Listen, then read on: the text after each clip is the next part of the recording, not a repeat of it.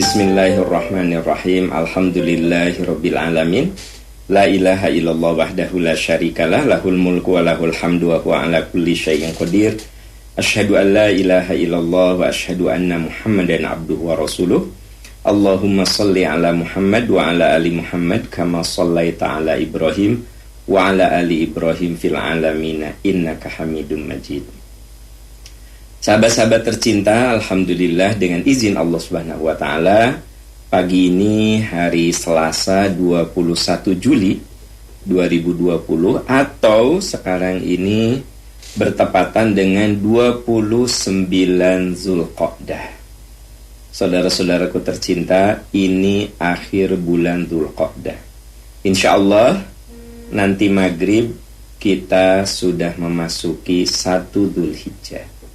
Karena perpindahan tanggal dan hari di bulan Hijriah itu adalah ketika adzan maghrib.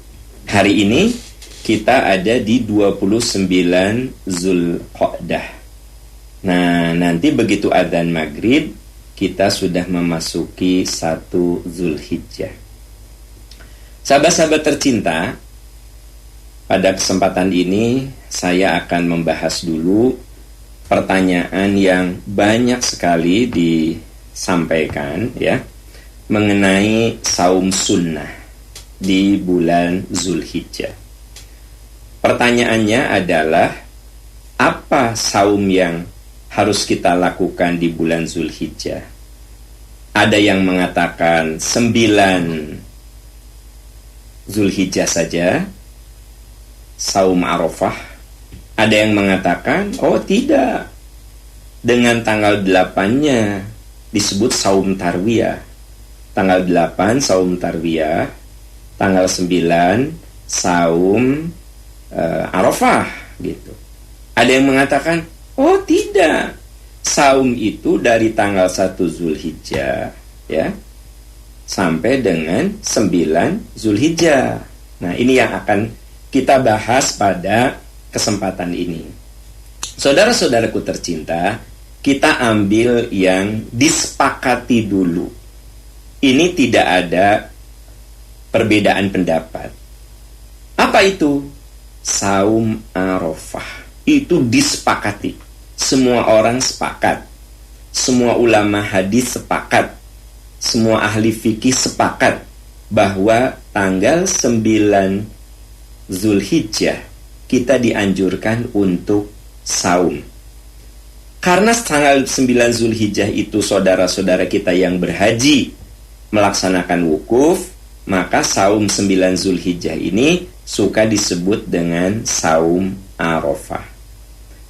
Rasulullah Shallallahu Alaihi Wasallam bersabda dalam hadis riwayat Imam Muslim, "Siyamu yaumi Arafata, ahtasibu alallahi ayyukaffira sanatallati qablahu wa sanatallati ba'dahu."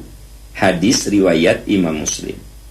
Siyamu yaumi Arafah, saum 9 Dzulhijjah, saum pada hari Arafah. Aku berharap, aku menduga dengan yakin.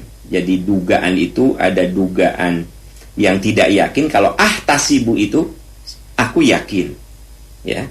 Ayyukaffira sanatallati qablahu wasanatallati ba'dahu.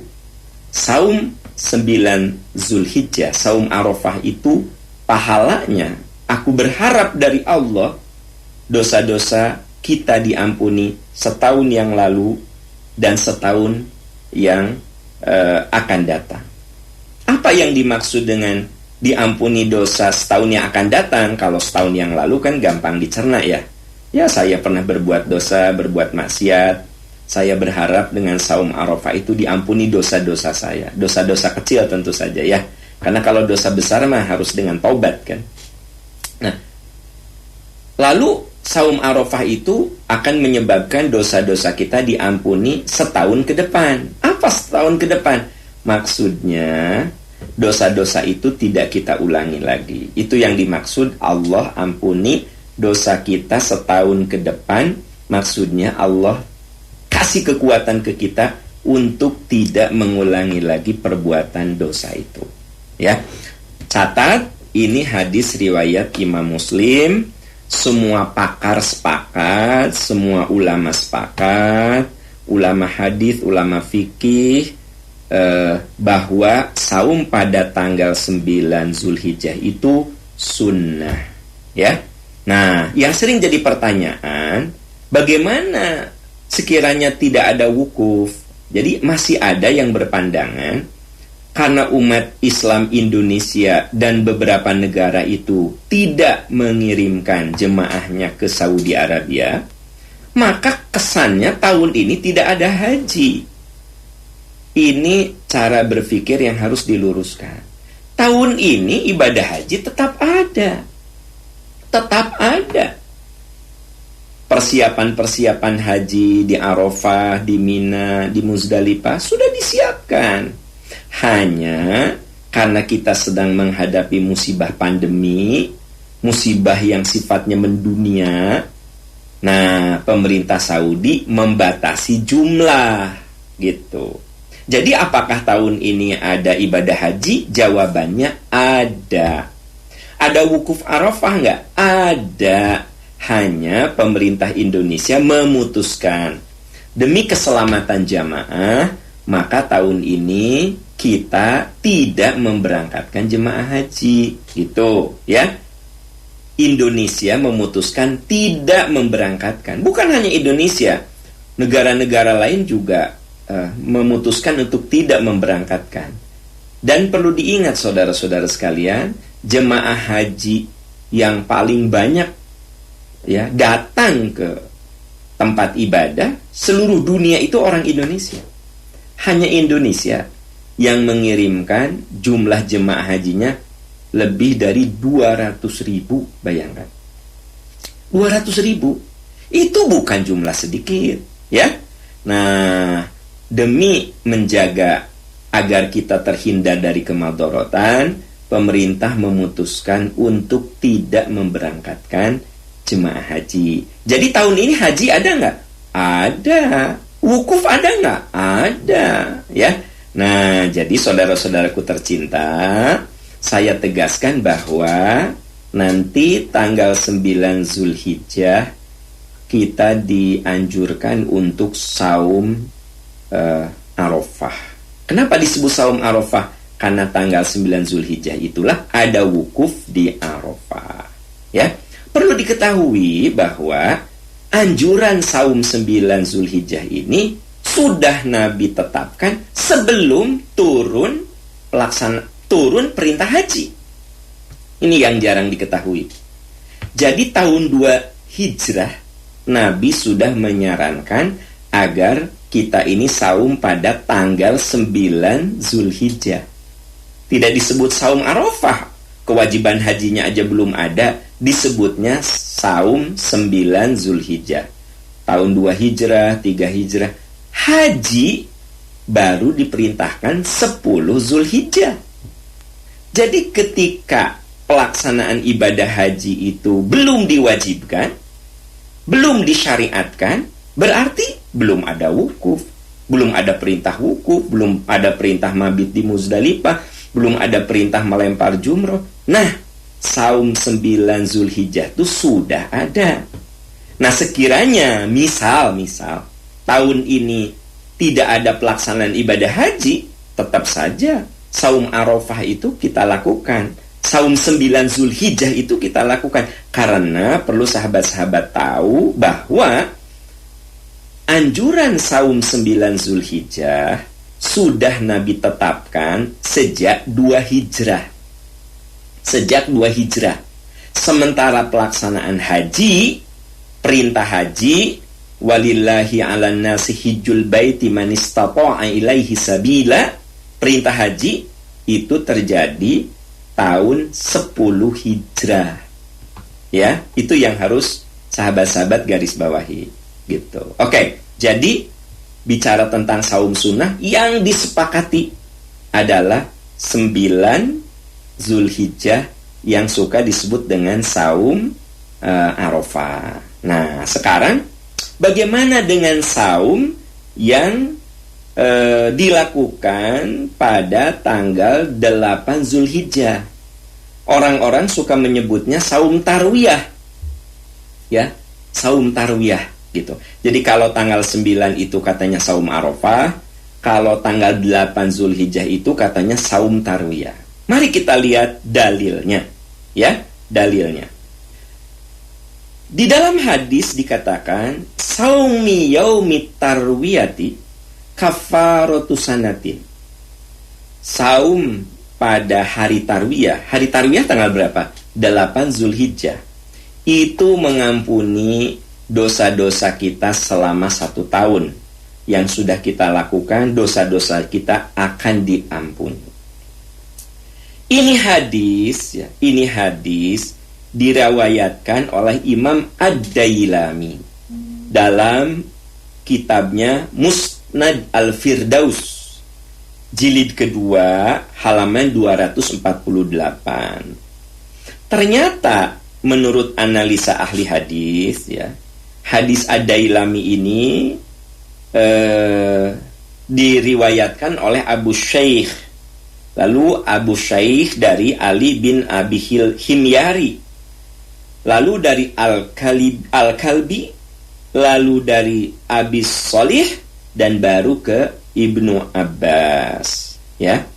Nah, menurut para ahli hadis, saya perlu jelaskan saja bahwa ini hadis kategorinya maudhu. Begitu. Jadi hadis yang ada di dalam kitab Ad-Dailami yang diriwayatkan oleh Imam Ad-Dailami dalam kitabnya Al-Musnad Al-Firdaus yang menjelaskan tentang keutamaan saum 8 Zulhijjah yang suka disebut dengan saum tarwiyah, ini ternyata hadisnya maudhu. Ya. Nah, hadis ini ternyata diriwayatkan oleh Muhammad bin Sa'ib Al-Kalbi. Menurut para ahli hadis, dia adalah seorang rawi pendusta. Saudara-saudara sekalian, hadis itu ada 2, ya. Ada yang dhaif karena periwayatannya. Nah, ini kalau ada rawi, satu rawi aja, ya, dinilai oleh rawi lainnya sebagai pendusta, maka hadis ini dhaif, tidak bisa dipakai begitu, ya. Nah, kemudian yang menilai bahwa hadis itu dhaif, saudara-saudara, itu bukan hanya satu orang. Al-Hafidh Ibnu Hajar di dalam At-Taqrib juga menilai hadis itu dhaif, ya. Kemudian Tahdzibut Tahdzib yang disampaikan oleh Syekh Hafidh Ibnu Hajar juga itu hadis dinilai dhaif. Jadi tanpa mengurangi rasa hormat saya, maka kalau hadis yang menjelaskan saum Arafah tanggal 9 Zulhijjah itu dipastikan sahih, riwayat Muslim, Anda nggak usah ragu lagi melaksanakannya. Tapi kalau yang ditambah dengan 8 Zulhijjah yang suka disebut dengan saum tarwiyah, nah dalil saya baca kumpulan hadis dhaif segala macam, saya menemukan 15 hadis, saudara-saudara, yang bercerita tentang hadis keutamaan saum tanggal 8 Zulhijjah. 15 hadis itu semuanya kategori dhaif, ya. Nah, Anda bisa lihat lebih detail dalam kitab Al-Mishkat, ya, dalam Dhaif Jami'us Shaghir, termasuk Dhaif Targhib yang ada di buku Silsilah Ad-Dhaifah Syekh Albani. Jadi dengan demikian, saudara-saudaraku tercinta, kita laksanakan yang jelas-jelas sahih, yaitu tanggal 9 Zulhijjah. Itu riwayat Muslim, semua ulama mengatakan itu sahih sunnah, ahli hadis semua mengatakan itu sahih, kemudian ahli fikih juga sepakat itu sunnah. Jadi apa? Kita lakukan yang pasti 9 Zulhijjah. Bagaimana yang 8 Zulhijjah? ada 15 hadis tentang hal itu, semuanya oleh para ahli dinilai dhaif. Tentu saya mengatakan begini tanpa mengurangi rasa hormat saya. Yang seringkali jadi pertanyaan, apa masalahnya? Toh itu ibadah. Oke. Persoalannya bukan apa masalahnya, tapi Anda perlu tahu, yang namanya ibadah itu harus sesuai sunnah Rasul. Jadi kalau Anda mengatakan, ya tanggal 8 Zulhijjah, oke, hadisnya dhaif ya, oke, hadisnya dhaif. Terus apa salahnya kita lakukan? Nah, ini sama dengan Anda ngomong gini, ya. Saya bilang, subuh itu yang sahih 2 rakaat. Ya. Ternyata ada orang yang sholat subuhnya 3 rakaat. Saya bilang, kalau Anda subuh 3 rakaat, itu dalilnya dhaif yang 3 rakaat. Bisa nggak Anda ngomong gini? Apa salahnya? 2 dengan 3 kan bagusan 3. Nah gitu. Sama aja dengan gitu ngomongnya. Itu kalau saya kasih logika sederhana ya. Jadi kalau dalam ibadah, jangan mengatakan, apa salahnya? Nah gitu. Bukan apa salahnya, tapi dalilnya ada nggak? Itu loh teman-teman sekalian ya. Jadi kalau ada orang yang nanya ke saya jelaskan mirip seperti penjelasan barusan, bahwa hadis yang menjelaskan 8 Zulhijjah di start itu ada 15 hadis semuanya dhaif. Jawabannya gini, oke, saya terima itu dhaif. Terus apa salahnya gitu loh? Itu kan ibadah. Nah, ini kerangka berpikirnya yang tidak betul. Ya. Itu sama saja dengan apa salahnya saya subuh 4 rakaat? Apa salahnya? Bukankah 2 dan 4 itu 4 lebih banyak? Ya lebih banyak lebih bagus lah. Nah, jadi cara berpikirnya begitu.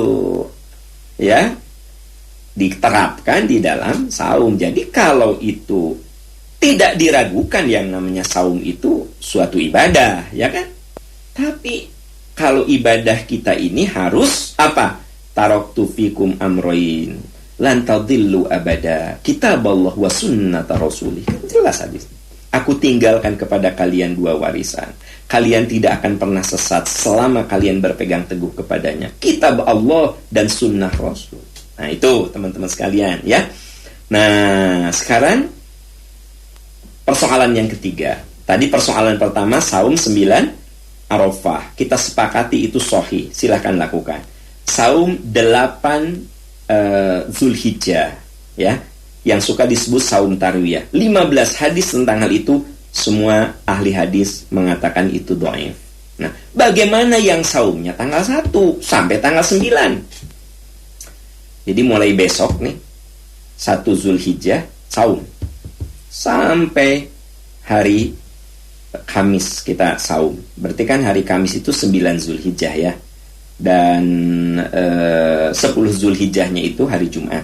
Oke, jatuhnya itu. Nah, bagaimana dengan dalil yang mengatakan saum itu 1 Zulhijjah? Mari kita lihat hadisnya. Hadis yang diriwayatkan oleh Imam Abu Daud. Kana Rasulullah sallallahu alaihi wasallam yasumu tis'a Dzulhijjah wa yauma Asyura wa thalathata ayyamin min kulli syahr awwalatsnaini minasyahri wal khamis. Saudara-saudara sekalian, ini hadis riwayat Abu Daud. Ya, adalah Rasulullah sallallahu alaihi wasallam yasumu tis'a Dzulhijjah. Nabi saum 9 hari di bulan Dzulhijjah. Kalau 9 hari berarti dari tanggal berapa? Dari tanggal 1 Zulhijjah, ya enggak? 9 hari di bulan Zulhijjah.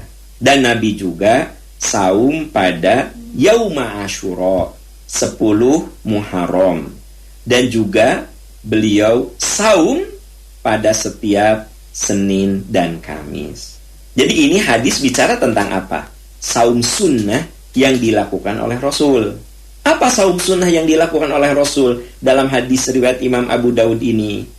Pertama, beliau saum dalam hadis ini ya, saum 9 hari di bulan Dzulhijjah. Kalau 9 hari di bulan Dzulhijjah berarti tanggal 1, 2 sampai 9 Zulhijjah. Ya, kemudian Nabi juga saum pada 10 Muharram, yang suka disebut dengan saum Asyura. Dan kita tahu Nabi pun rutin melakukan saum Senin dan Kemis, gitu ya. Terhadap hadis ini, nah, di antara ahli hadis, pakar hadis, ada dua penilaian. Az-Zailai, ya, seorang ahli hadis, beliau menilai, tentu saja saya tidak mungkin menjelaskan alasan-alasannya karena panjang sekali itu kalau kita baca analisa-analisa ahli hadis. Beliau menilai bahwa hadis ini dhaif. Ya, hadis ini dhaif. Sementara ahli hadis yang lain menilai bahwa hadis ini sahih dengan menguatkannya dari hadis yang dengan menguatkannya dengan beberapa hadis yang ada, ya, tentang keutamaan bulan Zulhijjah dan lain sebagainya. Maka untuk saum yang 9 hari di bulan Zulhijjah, tanggal 1 sampai 9, ini dalilnya ada, tetapi di antara ahli hadis mukhtalaf, berselisih. Apakah hadis ini sahih, apakah hadis ini dhaif? Di antara ahli hadis terbagi dua. Ada yang mengatakan dhaif, ada yang mengatakan sahih. Masing-masing punya alasan. Nah, kalau saya menyikapi hal ini, saya kembalikan kepada keyakinan sahabat-sahabat tercinta. Kalau Anda meyakini bahwa hadis ini sahih, ya, analisa-analisa ahli hadis, akhirnya ya udah saya yakin ini hadis sahih. Anda boleh lakukan mulai besok sampai 9 Zulhijjah. Karena dalam hadis ini ada kalimat Tis'adil Hijjah, 9 hari di bulan Zulhijjah. Jadi kalau ada teman-teman kita yang saumnya 9 hari, ya kita tidak bisa menyalahkan, karena memang ada dalilnya. Dan dalilnya itu dinilai sahih, gitu. Tapi kalau ada teman-teman kita yang, enggak, aku ingin yang benar-benar sahih, 9 Zulhijjah saja, ya juga kita hargai, ya. Karena memang di antara sejumlah ahli hadis ada juga yang menilai bahwa hadis dari tanggal 1 sampai tanggal 9 itu ada titik-titik kedhaifannya. Ya, aduh Ustadz Aam, saya pusing dengernya, itu gimana? Oke, saya simpulkan begini. Kalau Anda pusing, satu, yang disepakati hadisnya sahih adalah 9 Zulhijjah. Anda pegang itu. Dah, kalau nggak mau pusing, pegang itu aja. Hadis yang mengatakan saum sunnah itu 8 dan 9, 8-nya itu saum tarwiyah, 15 hadis tentang saum tanggal 8 itu dhaif. Gitu. Kalau dhaif ya jangan Anda lakukan. Dan jangan Anda berpikir apa salahnya. Ingat tadi logikanya udah saya katakan. Nah, yang diperselisihkan 1 sampai 9. Nah, kalau ini mangga saya kembalikan kepada keyakinan masing-masing dan jangan saling menyalahkan. Kalau saya misalnya tidak saum 9 hari di bulan Zulhijjah, saya mah nanti yang yakin-yakin aja lah saya mah 9 Zulhijjah. Ya Anda jangan melecehkan saya. Sunnah nggak dilakukan. Loh, bukan saya tidak melakukan, tapi saya meragukan kesohihannya. Jadi saya mah ambil yang sohih saja. Nah gitu loh. Ya. Tapi kalau ternyata ada teman saya yang saumnya dari tanggal 1 Zulhijjah, dari mulai besok sampai dengan tanggal 9, ya saya juga jangan mengatakan bid'ah kamu, nggak ada dalilnya. Oh, ada dalilnya. Nah, caumah hadis itu mukhtalaf, diperselisihkan kesohihan. Itu supaya Anda nggak bingung. Saya sampaikan dengan beberapa perspektif, dengan beberapa analisa, supaya kita punya kedewasaan berpikir untuk tidak saling menyalahkan. Ya, untuk tidak saling menyalahkan. Yang memang jelas-jelas dhaif ya jangan dilakukan. Bukan menyalahkan kalau itu. Memang secara ilmu dhaif yang hanya tanggal 8 saja. Ya. Nah, tapi kalau Anda saumnya dari tanggal 1 sampai tanggal 9, it's okay. Itu ada dalil, masih bisa dikonfirmasi dalilnya. Tapi kalau yang tanggal 8 saja dan 8 saja, itu tidak bisa dikonfirmasi hadisnya. Hadisnya dhaif, ya. Begitu. Jadi kalau Anda bingung di tengah perselisihan ini, ambil yang jelas-jelas disepakati. Apa yang disepakati? 9 Zulhijjah. Itu mah semua sepakat. 9 Zulhijjah. Oke. Itu pembahasan saya khususon ya seputar saum di bulan Zulhijjah ini, karena hampir tiap hari ada yang WA ke saya. Kemudian di Instagram juga ada, di YouTube juga ada, di email juga ada. Jadi saya bahas tentang status hadis saum sunnah di bulan Zulhijjah. Ya. Oke, itu. Kemudian ada juga tambahan ya. Kalau saya masih punya saum qadha, mana yang harus didahulukan? Ya. Saya pernah sampaikan, coba qadha itu lunasi dulu deh, ya kan? Gitu. Kebayang nggak sama Anda? Ini qadha sampai bulan ini kok belum tamat juga gitu loh. Tapi ya saum sunnah Anda lakukan, saum Senin Kamis, saum Daud Anda lakukan, qadha kan belum. Coba qadha dulu, bayar ya gitu. Kalau itu mah gampang jawabannya. Yang wajib didahulukan sebelum yang sunnah ya. Oke. Wallahu a'lam bissawab. Ya, kita beralih ke pertanyaan berikutnya ya.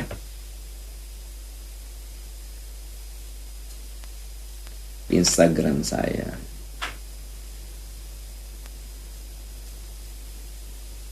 Assalamualaikum Ustaz. Waalaikumsalam warahmatullahi wabarakatuh. Semoga Ustaz selalu diberi kesehatan. Amin ya rabbal alamin. Saya mau nanya, amalan apa yang bisa dilakukan untuk orang tua yang sudah meninggal? Saya pernah mendengar bahwa kita tidak boleh mengirimkan bacaan Fatihah, bacaan-bacaan Quran. Ini sebenarnya bagaimana Ustaz? Begini teteh ya, gampang saja. Jadilah Anda anak soleh. Anda rajin tahajud, Anda rajin saum Senin Kamis, Anda rajin belajar Islam. Otomatis orang tua Anda akan dapat pahala tanpa harus Anda bilang Fatihah ini untuk mama, Yasin ini untuk mama. Tanpa Anda harus bilang begitu. Anda baca Quran ya, ayat per ayat, juz per juz gitu loh. Anda baca Quran tuh jariyah gitu. Simple sebenarnya. Daripada kita berselisih, gimana kalau kirim Fatihah, gimana kirim Yasin? Udahlah, simple. Jadilah orang soleh. Nah, jadilah orang soleh. Udah, cukup ya. Daripada Anda berselisih tentang apakah boleh nggak kirim Yasin, kirim Fatihah. Apa simpelnya? Jadi kita anak yang soleh. Kalau orang tua kita meninggal, jangan pernah lelah mendoakannya. Itu nyambung. Mendoakan, ya Allah ampuni, luaskan kuburannya, berkahi ya Allah, tenangkan dia di alam sana, istirahatkan di sana ya Allah. Nah, doakan, ya kan gitu. Yang kedua, coba ingat-ingat. Orang tua Anda punya kebiasaan apa? Ternyata orang tua Anda punya kebiasaan apa? Rajin duha, sok Anda lakukan. Dia rajin silaturahmi, sok Anda lakukan. Apa sih kebaikan-kebaikan dia? Coba teruskan. Yang ketiga, mungkin orang tua Anda punya cita-cita bagus dan Anda bisa mewujudkan, wujudkanlah. Sok cita-citanya, wujudkan. Misalnya orang tua Anda bilang, Neng, kalau ada uang mah itu karpet yang ada di masjid kita teh udah apek, kalau mamah sujud ge batu. Kalau ada rezeki maku mamahmu diganti. Nah, itu cita-cita orang tua Anda. Ternyata Anda ada rezeki, sok wujudkan cita-citanya, ya. Yang keempat, bersilaturahmilah dengan saudara dan teman-temannya. Jadi sebenarnya simpel saja. Bakti kita kepada orang tua, daripada Anda berselisih, boleh nggak ngirim Fatihah, boleh nggak ngirim Yasin, udah aja. Lakukan 4 yang dicontohkan Nabi. 1, doakanlah selalu. 2, teruskan kebiasaan baiknya. 3, wujudkan cita-cita baiknya kalau kita mampu. 4, silahkan bersilaturahmi dengan saudara-saudara dan teman-temannya. Satu lagi saya tambahkan, hadis riwayat Imam Bukhari mengatakan, boleh kita berwakaf atas nama almarhum. Hadis Bukhari itu. Ya Rasulullah, ketika ibu saya meninggal saya tidak ada di tempat. Apakah kalau saya bersedekah, berwakaf atas namanya, ibu saya mendapatkan pahala? Kata Nabi, ya. Maka sahabat itu mengatakan, saksikanlah kebun yang berbuah ini, kurma yang berbuah ini, saya wakafkan. Teman-teman sekalian, di antara ciri orang kaya di sana itu dia punya kebun. Dan kebun kurma. Anda lihat kalau umroh atau haji, datang ke kebun kurma, itu teh orang kaya biasanya. Ya, dan apa? Kebun kurmanya segitu banyaknya, ya. Luas gitu. Sahabat tadi saya sedekahkan, saya wakafkan untuk kepentingan Islam, ya, atas nama ibu saya. Dan Rasul mengiyahkan gitu. Itu yang bisa kita lakukan. Wallahu a'lam bissawab, ya. Wallahu a'lam bissawab. Ya. Kita beralih ke pertanyaan berikutnya. Assalamualaikum Ustaz. Waalaikumsalam warahmatullah. Bagaimana hukum menemukan binatang piaraan? Ada tetangga yang menemukan binatang piaraan, karena udah 3 hari belum ada yang ngambil, jadi rencananya mau dijual. Bagaimana? Gitu. Ya, saudara-saudaraku tercinta, kalau kita menemukan ya suatu barang, ya tentu kita kudu ada ikhtiar mengumumkannya. Ya, tapi kalau ternyata tidak memungkinkan, sulitlah Anda mengumumkan. Tiba-tiba Anda menemukan burung merpati gitu ya. Ini punya siapa ya? Diumumkan juga bingung nih. Nah, gitu. Atau menemukan kucing, ya. Nah, Anda silahkan ya kasih waktu dulu untuk mengumumkan. Sekarang kan ada IG dan seterusnya diumumkan. Tapi ternyata kan yang namanya binatang peliharaan harus dipelihara. Dan Anda belum tentu bisa juga memeliharanya. Udahlah saya jual aja.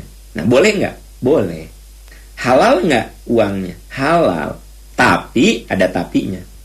Sekiranya satu saat, ya, ada orang yang datang, teteh, saya kehilangan kucing, ya. Kucing. Kabur dari rumah saya. Gimana Bu warnanya?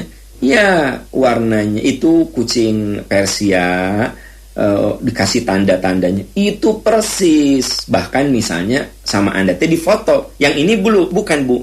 Itu yang itu. Aduh Ibu, karena saya tidak bisa ngurus kucing ini, akhirnya saya jual Bu. Nah, Ibu saya jual segini ini. Nah, jadi Anda kembalikan. Tapi kalau Ibu itu ya Allah, saya mah nggak mau terima uang itu. Anda jualnya ke siapa? Nah, ditelusuri, akhirnya dibeli lagi ku si ibu itu, ya berarti Anda sudah dihalalkan. Anda sudah dihalalkan gitu. Nah, ini kalau menemukan binatang peliharaan, ya memang ada beberapa orang bertanya ke saya, kesulitan karena tak semua orang bisa ngurus binatang, ya. Menemukan merpati, nggak biasa ngurus merpati. Menemukan kucing, nggak biasa ngurus kucing. Belum lagi butuh ada perlengkapannya, ada pasirnya, dan lain sebagainya. Aduh, saya nggak ngerti deh. Nah, akhirnya dijual. Uangnya Anda nikmati. Halal tidak? Halal. Halal. Ya, begitu. Ya, tapi ada konsekuensi. Kalau misalnya ada orang nyari-nyari, Anda kudu jujur. Oh iya Bu, saya menemukan kucing itu, ya. Mungkin itu kucing Ibu, tapi jujur Bu, saya nggak ada perlengkapan untuk ngurus kucing, saya jual gitu. Nah gitu, Anda berterus terang saja, berterus terang, ya. Ya, pertanyaan berikutnya. Assalamualaikum Ustaz. Saya sering mudik silaturahmi dengan orang tua di Cilacap. Selama perjalanan, biasa saya dan keluarga sholat di jamak qashar selama di perjalanan. Setelah sampai di rumah mertua, saya dan keluarga melaksanakan sholat yang normal. Nah, ada teman yang bilang, sebenarnya kita selama di rumah mertua itu boleh sholat jamak qashar. Mohon penjelasannya Ustaz. Ya, yang dikatakan oleh teman Anda itu benar.